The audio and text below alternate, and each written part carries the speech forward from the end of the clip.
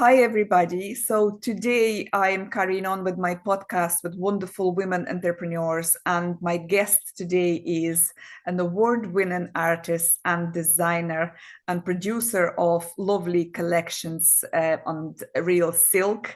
And she produces paintings as well, is Caroline Duffy. So, Caroline, it's pleasure to have you here, and I was very excited about this podcast because I'm watching you for so long on social media, and we've met in live events.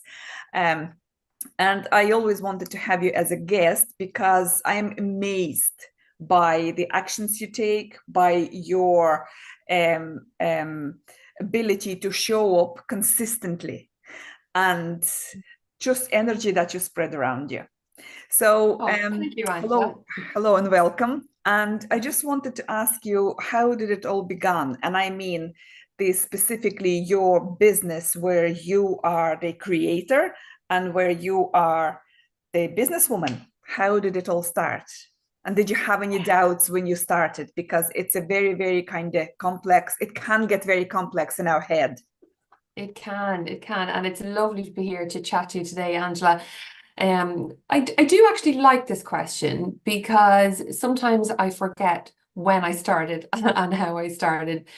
I studied printed textiles in NCAD, this National College of Art and Design in Dublin, and it was great. I went from there and worked in textile houses, design houses in New York was my first job. Then I went to Sydney and to London. So in my 20s, I had a good groundwork of design, working with the industry, being employed, which is a big bonus. You're getting money into your bank straight away, which can be really hard coming from art college. There's so many artists that don't, you know, earn any money initially. So, Yeah. so that was really great, gained loads of experience. And then came around, before I was 30, where I figured out that I didn't want to settle abroad, wanted to come back to Ireland, but there was no design houses like the ones I was working in abroad. So I said, right, I'll come home and I'll do freelance design work, set up my own studio at home. And that was great to come home, but I found that the industry in Ireland, there was no real place for me as such. It's just quite small. So I continued to freelance for the London studio and then swimwear and homeware in Australia. So it was really, really good. But then I had three kids, settled down, and I was kind of getting bored, Angela, to be honest. I could do this design work, somebody would give me a brief, and I could do it with my eyes closed. I appreciated the work. I loved having the work because I had three young kids, Yeah. and I could just do a couple of hours here and there. But I started to have a real yearning to do my own thing and just to paint what I wanted to paint. So it was 2019, and I had planned to wind down the freelance, and I was working on a new website, and plans were in motion, and then COVID hit. So, and really at that time, I was planning to phase out gently the freelance work. So still have a little bit, still do my own work, as a little buffer there, Yeah. like a little safety net. But when COVID happened, the all my freelance design work stopped because the brands weren't producing designs. So it really made me go gung ho into my own brand, which was really what I needed, and it was the perfect timing. Yeah. So, Yeah. And you know yeah. what? My business is a 2019 baby as well.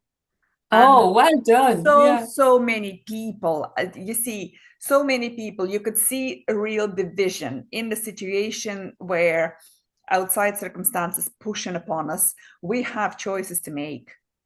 And you Mm. could have said it to yourself, like many people did. Oh my God, there is no nowhere for me to go to see people, to meet, to spread my wings, to I don't know, to show my items, whatever. So I'll Mm. just sit and wait until next freelance come or whatever.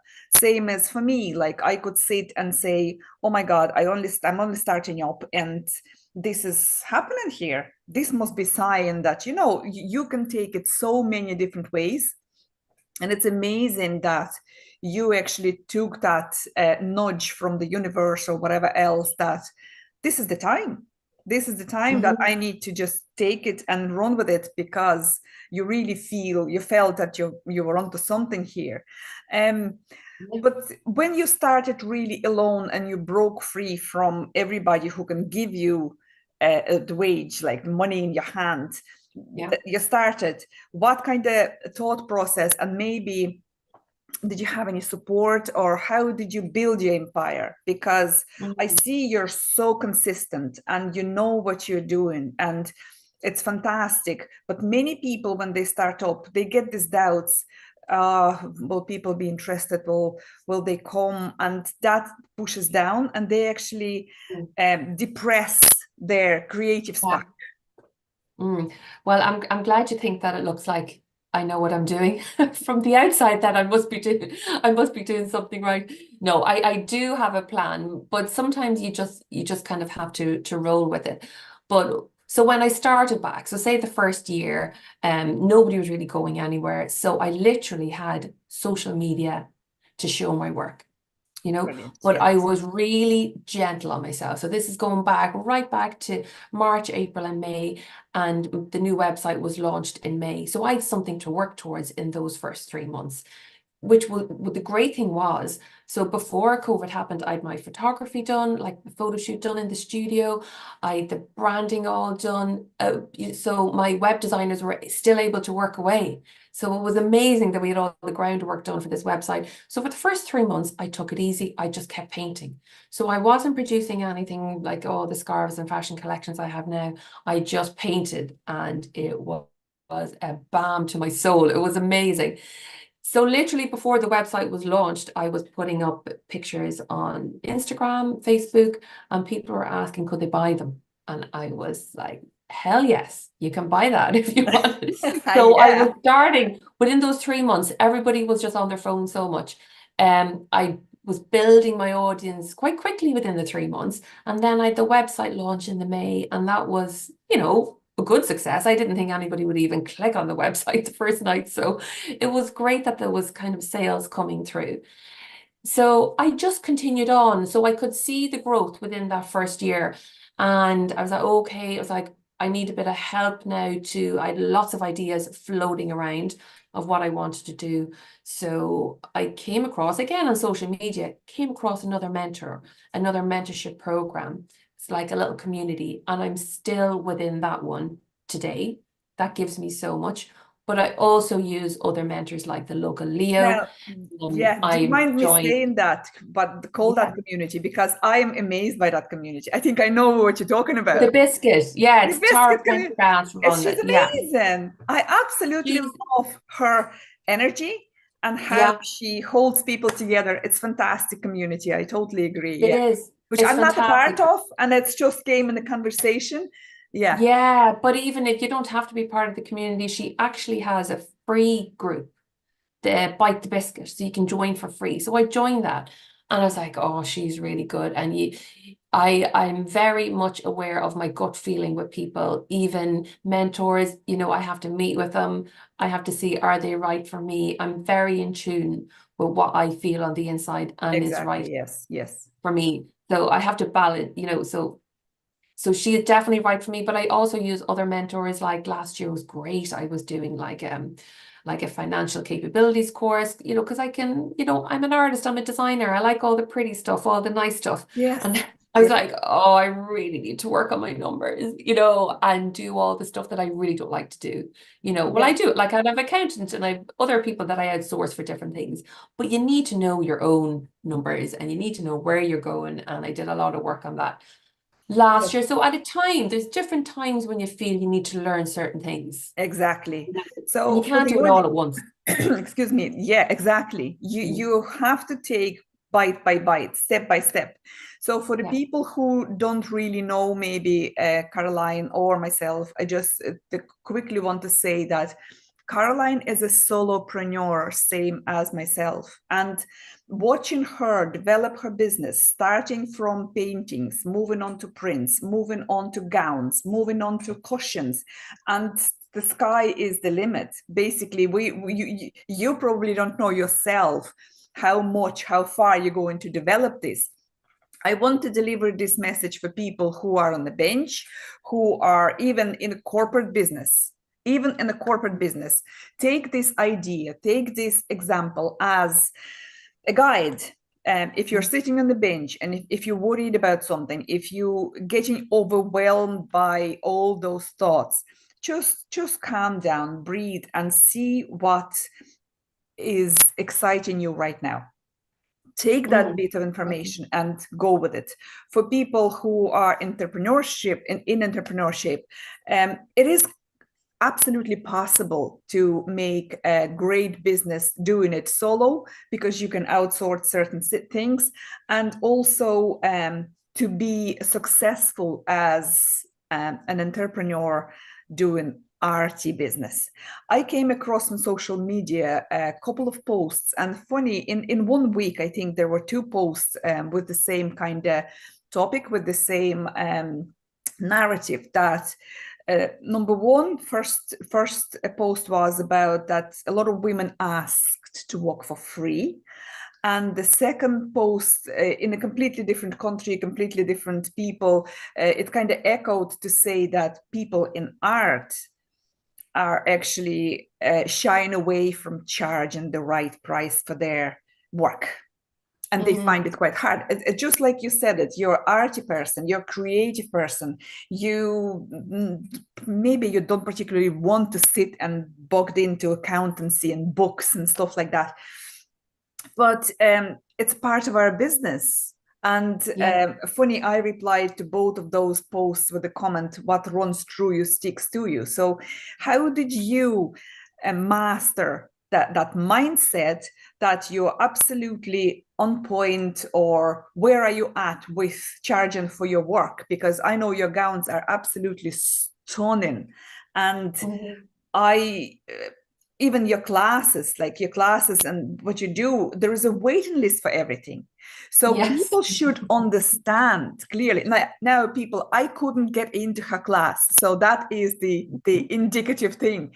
So Yeah, yeah.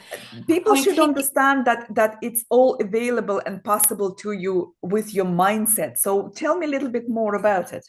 yeah, I think a mindset and being comfortable about charging for your work, it doesn't come naturally. So, I think everybody needs to give themselves a break if they're feeling like that right now. They don't know how to charge. They want to, everybody starts at that point, no matter where they are.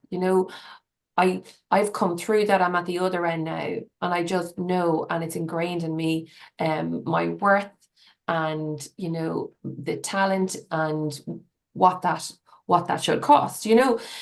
So I think it's through help, it's through talking to other people, talking to other artists, getting mentorship. There's so much free mentorship out there as well, especially with original art, because it's not to do with the amount of time it takes you to paint that picture. You can't charge by the hour for an original piece of art. It comes from your soul. It's absolutely a beautiful piece. So you just kind of, you have to build up charging for that. With your product, it's easier to charge that, because you just go and you work out your costs, your timing, your VAT, everything that goes into that, your packaging. I take into account the amount I spend time, the marketing. So products are kind of easier to work out, Yeah. based on materials cost and everything else, and labor and packing it all up and everything. But I've done it over time, but I've got help. There is, seek support with everything. It's okay to ask for help along the way with everything. And that's one of the big things I would say to people starting out. Just ask for the help if you don't know how to do something. And I'm part of the biscuit factory. And yeah, that we were spoke about that before. And that was one of the courses that we did within that, pricing your work. So, simple as, when you know, you know. And when you don't know, Yeah, you don't know. So you just have to ask help, and there'll be somebody there exactly. to help Yes. you. So You creating. don't have to be trying to do it all yourself. And, oh, I'm an entrepreneur, I'm a great businesswoman, and I know everything. Nobody knows everything. I'm No. still constantly learning, Yes, exactly, yeah. exactly. So in the previous interview, I was talking to Adele from Mullen Lighting. that same thing came up. So creating a support system around you. It's up Mm-hmm. to ourselves to create that support system. It's so easy to say, oh my gosh, this is not working, this is not working, nobody is coming, and I'm so overwhelmed, this is not what I signed up for. So you give it all up, then you go for your paid job again, and then you sit and feel guilty or underwhelmed that the job is not exciting you. And so there is always the way, if you try seek to find that way Oh yeah, and there seek to is find always a way. support. And Yeah. there is always a way to find support. And I think if you have even a spark of an idea inside you, it's just going to keep haunting you till you do it. So Yeah. like that, if you try to do something and you go back to a job and you try again, you kind of have to try again, because that spark is, until the day you die, is just going to keep at you. And that's what happened to me. I nearly felt like I had a pain in my chest. I was like, I just can't do this anymore. I just need to do what, create. But I didn't know the road. I didn't know 4 years ago I'd have all these products, I'd have all these chances. I was invited over to Mexico there with the Irish Embassy. Didn't know that was going to happen this year. Yeah. There's been so many opportunities that have come to me. And I think it's because I try, now I'm not perfect, but I try and stay positive. I believe in what I can do. I believe in what it does for other people. Like, one of the biggest things is the service end of it, and how does my product serve people? How does my art make people feel? Like, it's not all just for me, feeling No. great about myself selling a painting or selling a couple of the cushions. It's like, well, what is that cushion and that throw and that piece of artwork going to do for that lady in her home? Is it going to bring her Yes. joy? It's Is it going totally to lifting light the light room. up her day when Yes. she's sitting Yes. having a cup of tea? Yeah. Put that beautiful blanket around her, and and it's all like, been out in nature, walking through nature does so much for me with the color, even if it's in a forest and it's just leaves and greenery, it's just so grounding. And that's what I try and portray in my artwork, which leads onto everything else. So I think when you know what your why is, why am I creating this business? Exactly. What is it Exactly. doing? Well, for me first, and then what does it give me? And then what does it give to other people? Like the same with your business, Angela, you help Yeah. so many people, so I think that's the driving force with me as well. Absolutely. Yes. Um, Mhm. you, but you produce on a canvas, but you produce in your gowns and whatever else. It's just, you could see, you have to get it out. It's just pure light. And Mhm. you rightly saying that you need to know your why. And it's kind of cliche at this stage. It became like a little bit, overused question, but it truly is it, because that's Mhm. what really keeps you moving, keeps you going. It does, When yeah. you I also mentioned it with somebody else recently, that we can only join the dots when we look back. When you started in 19, you started from just showing up your art on social media, and look at you Mhm. now traveling the world, and it's a worldwide business really, and you Mhm. send your work all over the world as well. Mhm. So when you started, as you said yourself, you didn't know that it's going to grow into this. And where Yeah. you are now at this point, you don't know what else is going to unwrap in the front of you. So, what No. would you say to people, women in particular, who are either they on the bench, either they thinking about starting their own business, or advice basically that you could give them, that Mm. one piece of advice basically that they can take Yeah. away and say, Well, right, okay, I'm going with this now. yeah, I think I probably have a few. Like, how can you put it down to one piece of advice? But definitely, Angela, is, don't have a fear of your idea. Just break the mold. There are no limits to the direction that your career can take you. No limits. I said before, is fighting the fears as well. Failure can be crippling, and I would find myself in that sometimes just before a launch of something. Oh, will anybody buy it? How's it going to go? But you kind of have to use that fear and just take a calculated risk and just go for it. So it's Exactly. Yeah. definitely have no fears of what you can do, and learn on the job. I think I mentioned that before. So don't wait until you know everything or until your product is perfect. it's never going to be. So if it's a product or your idea is perfect, it will never be perfect. Nothing in this world is ever 100% perfect. So you just take that and just go with it, and don't wait till you have this big huge website, or I started on social media.